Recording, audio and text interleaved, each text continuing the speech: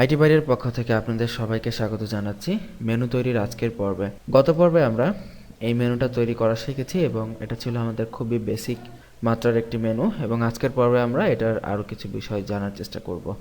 গত পর্বে আমরা বলেছিলাম এটা ডিসপ্লে ইনলাইন ব্যবহার করে আমরা মেনু তৈরি করেছি, এবং ইনলাইন ব্যবহার করার ফলে আমাদের প্রত্যেকটা এলআইয়ের মাঝখানে বাই ডিফল্ট কিছু পরিমাণ গ্যাপ চলে এসেছে। তো আমরা আজকে এই ডিসপ্লে ইনলাইনের পরিবর্তে আমরা ব্যবহার করে শিখব। সো আমরা যদি এখানে ডিসপ্লে ইনলাইনের পরিবর্তে ফ্লোট লেফট ইউজ করি, যেটা অ্যাকচুয়ালি প্র্যাকটিক্যাল লাইফে অধিকাংশ ক্ষেত্রেই ফ্লোট লেফট দিয়ে মেনু তৈরি করা হয়ে থাকে। এবার যদি আমরা রিফ্রেশ করি দেখব আমাদের এই মূলতাকার গ্যাপগুলো চলে গেছে, বাট যদি আমরা হোভার করি দেখব প্রত্যেকটা মেনু আইটেমের শেষে একটা করে ডট সাইন চলে আসতেছে। সো এটা কিসের ডট, তাই না? এটা হচ্ছে ওই ডট, ওই যে আমরা এর আগের পর্বে দেখেছি যে যখনই আমরা আনঅর্ডার্ড লিস্ট তৈরি করতাম, আনঅর্ডার্ড লিস্টের 1 2 3 4 আসার পরিবর্তে প্রত্যেকটা এলিমেন্টের বাম পাশে একটা করে ডট চলে আসতো। তো এইটা হচ্ছে সেই লিস্ট স্টাইল টাইপের ডট। তো এটা আমরা দূর করে দিব।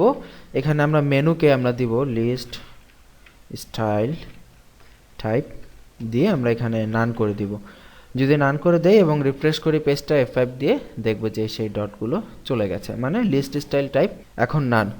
এখানে একটা জিনিস খেয়াল করুন, এখানে কিন্তু মেনুটার ওপরেও কিন্তু কিছু হালকা একটু স্পেসিং আছে।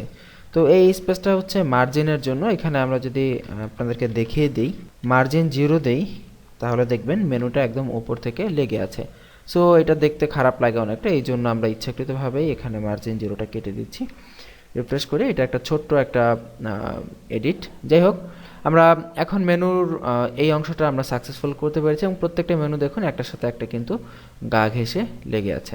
এখন আমরা চাইলে এটাকে বর্ডার রাইট দিতে পারি, তাই না? অনেক সময় দেখি যে আমরা বিভিন্ন মেনুতে বর্ডার রাইট থাকে, একটা এলিমেন্ট থেকে আরেকটা এলিমেন্টে হালকা একটু বর্ডার রাইট দেয়া থাকে। তো এই বর্ডার রাইট আমরা কিভাবে দিব সেটা, তো বর্ডার রাইট কাকে দিতে হয়? মূলত বর্ডার রাইট দিতে হয় এলআইকে, তাই না? কারণ এটা হচ্ছে প্রতিটা এলিমেন্ট। এখানে আপনি একটু ভালো করে খেয়াল করতে হবে, এখানে এলআই এর অংশ কতটুকু, এ এর অংশ কতটুকু, সেটা আপনাকে মাথায় রাখতে হবে।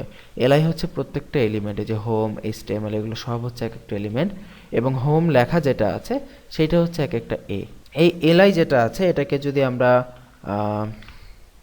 বর্ডার রাইট দেই, আমরা 1 পিক্সেল সলিড, আমরা কি কালারের বর্ডার দিতে পারি? এনিথিং, আমরা #DDD কালারের একটা বর্ডার দেই।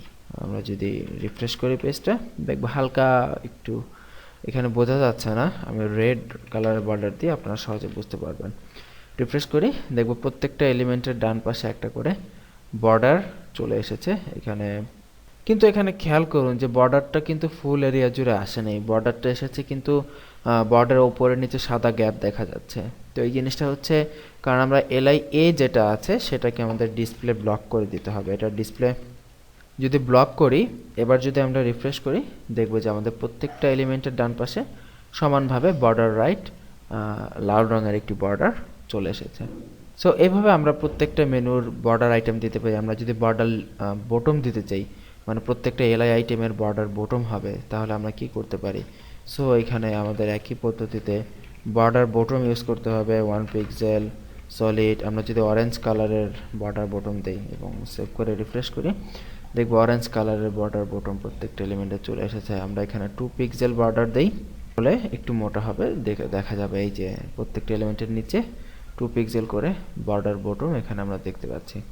এই হচ্ছে আমাদের একটা বেসিক মেনু। আমরা এতক্ষণ যেটা দেখলাম এটা একটা পারফেক্ট মানে মেনু তৈরি হয়েছে, যে আমরা একটি মানে ভালো লেভেলের মেনু তৈরি করতে পেরেছি। এখানে আরেকটা জিনিস আপনাকে খেয়াল করতে হবে যে বর্ডার রাইট যখন দিয়েছি, আমরা যদি জুম করি আপনাদের দেখানোর সুবিধার্থে দেখব শেষ যে এলিমেন্টটা সেটার কিন্তু বর্ডার রাইট চলে এসেছে। আমরা তো এটা চাই না, আমরা চাই শুধুমাত্র এই ভেতরের এলিমেন্টগুলোতে বর্ডার থাকবে, বাইরেরটাতে তো আমরা চাই না। সো এই যে লাস্টের যে এলিমেন্টটা, লাস্টের এলিমেন্টের যে বর্ডার রাইট এখানে লাল রঙটা চলে আসলো, এটা আমরা কিভাবে দূর করতে পারি? এটা দূর করার জন্য just menu LI hover last child, এটা হচ্ছে একটি নতুন CSS প্রপার্টি। আপনারা আগে এটা দেখেননি আমাদের টিউটোরিয়ালে। লাস্ট চাইল্ড এটার কাজ হচ্ছে, এটা শুধুমাত্র লাস্ট চাইল্ড যেটা আছে, দ্যাট মিনস এখানে লাস্ট চাইল্ড কোনটা, জাভাস্ক্রিপ্ট হচ্ছে লাস্ট চাইল্ড।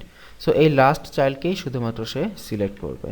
লাস্ট চাইল্ডের আমরা কি দিব, বর্ডার রাইট নান নান দেই, তাহলে লাস্ট চাইল্ডের এই বর্ডার রাইট লালটা চলে যাবে। যদি রিফ্রেশ করি দেখুন যে সবার শেষের এলিমেন্টার বর্ডার রাইট কিন্তু চলে গেছে। সো আমরা আবার জুম আউট করে দিচ্ছি, আগের পর্যায়ে ফিরে যাচ্ছি।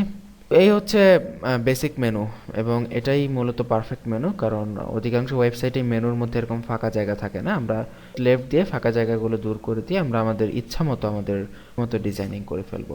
আগামী পর্বে আমরা একটু সুন্দর কালারফুল মেনু তৈরি করার চেষ্টা করব, একটু সবুজ রঙের মেনু দেওয়ার চেষ্টা করব, এবং লেফট, বর্ডার রাইট এবং কিছু বেসিক রুলস রেগুলেশন ইউজ করে মেনু তৈরি করব। এবং এরপরে আমরা ড্রপ ডাউন মেনু কীভাবে তৈরি করতে হয় এবং মাল্টি ড্রপ ডাউন মেনু কীভাবে তৈরি করতে হয় সেগুলো দেখব। সেই পর্বগুলোর আমন্ত্রণ জানিয়ে এখানেই বিদায় নিচ্ছি। ভালো থাকবেন সবাই, আল্লাহ হাফিজ।